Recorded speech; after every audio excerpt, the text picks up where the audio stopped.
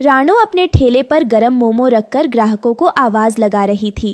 अरे गर्मा गर्म वेज मोमो ले लो, गर्मा गर्म वेज मोमो ले लो, जंगल के सबसे अच्छे सबसे सस्ते मोमो ले लो।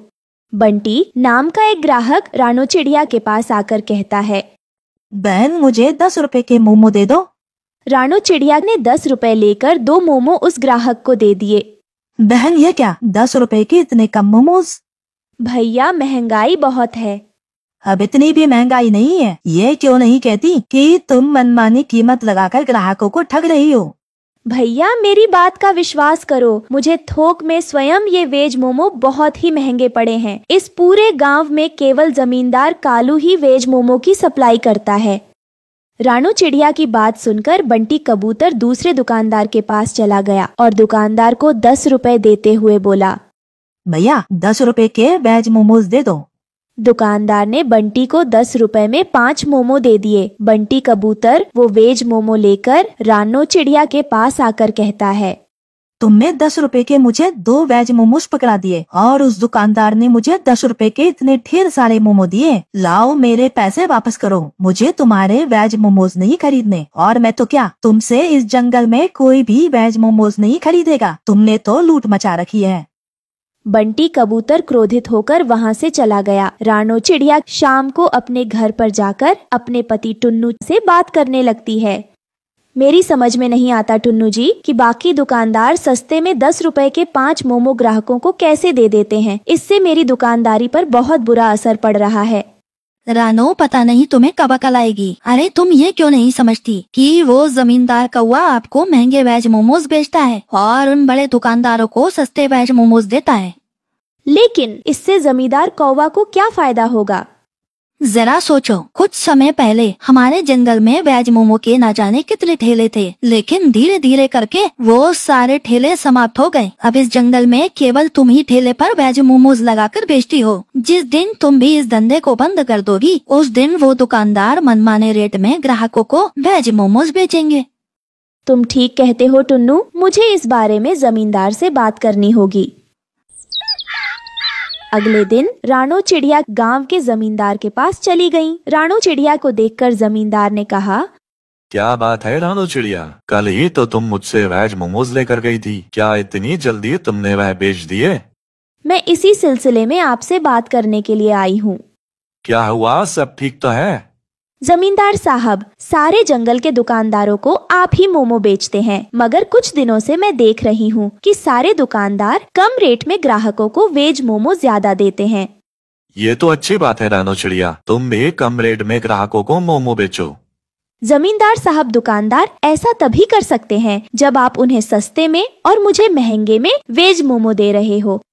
तुमने बिल्कुल सही कहा रानू चिड़िया, क्योंकि जितने भी दुकानदार हैं वो सब नकद में मुझसे वेज मोमोज खरीदते हैं और बड़े पैमाने पर इसका कारोबार करते हैं, और तुम ठेला लगाकर उन सब की दुकानदारी खराब करती हो। इसलिए तुम आज से वेज मोमोज बेचना बंद कर दो।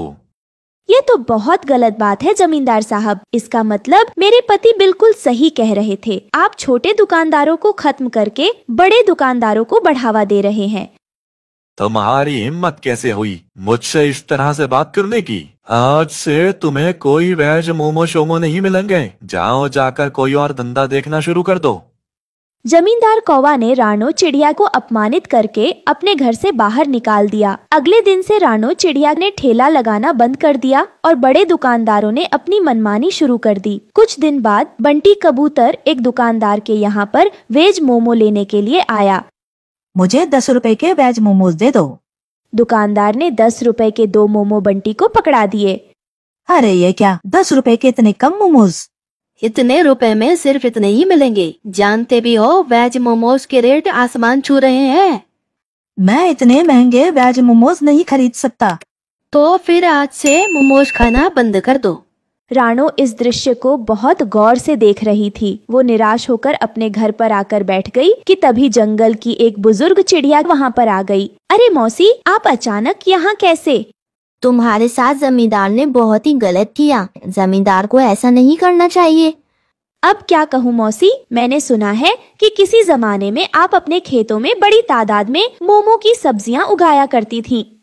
उस दौर में मैं दुकानदारों को मोमो बनाने के लिए सब्जियां मुफ्त में दे देती थी। लेकिन अब जमाना बदल गया है ना।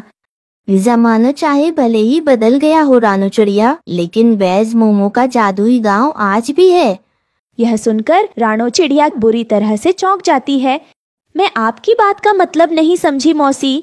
रानू चिड़िया, जंगल के सभी पक्षी यह समझते हैं कि मैं अपने खेत में मोमो उगाया करती थी, लेकिन यह सच नहीं है। सच तो यह है कि मैं उस वक्त में वेज मोमो जादुई गांव से लेकर आती थी। उस जादुई मोमो के गांव का द्वार कहाँ खुलता है, यह केवल मैं जानती हूँ। मैं चाहती हूँ कि तुम उस जादुई मोमो के गाँव में जाओ और वहाँ से मोमो लाकर सारे जंगल में मुफ्त में बांटो। उसके बाद तुम चमत्कार देखना।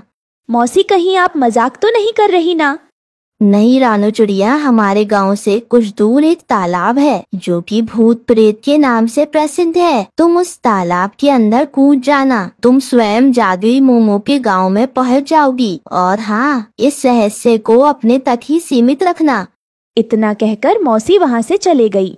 जहाँ तक मौसी को मैं जानता हूँ, वो कभी झूठ नहीं बोलती। तुम्हें एक बार ऐसा करना चाहिए। मैं चाहता हूँ कि उस जमींदार की दुकानदारी इस जंगल में जड़ से ही समाप्त हो जाए।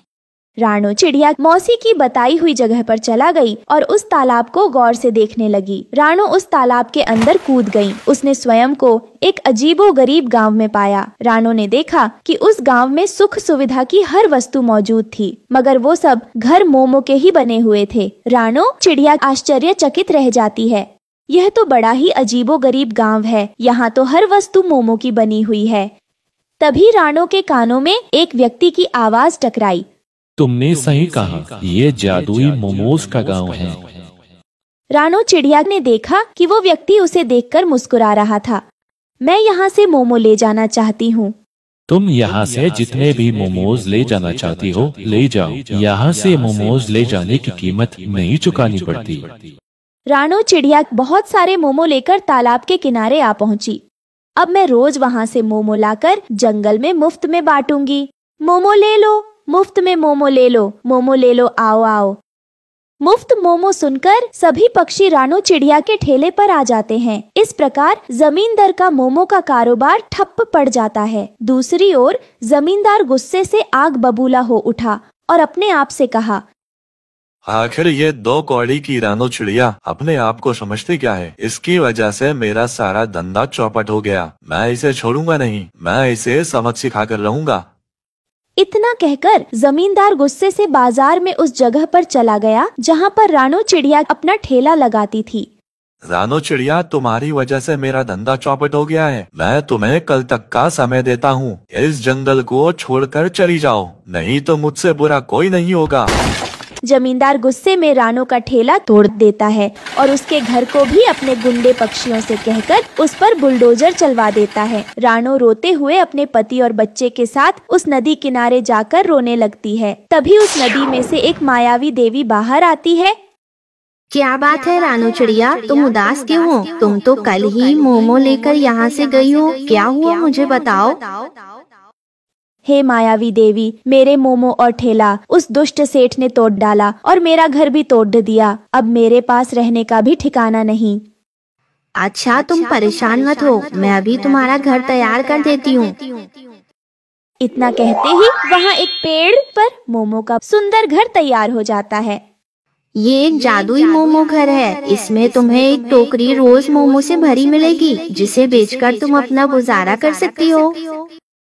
रानो चिड़िया ये देखकर बहुत खुश हो जाती है और अपने परिवार के साथ मोमो के घर में खुशी खुशी रहने लगती है।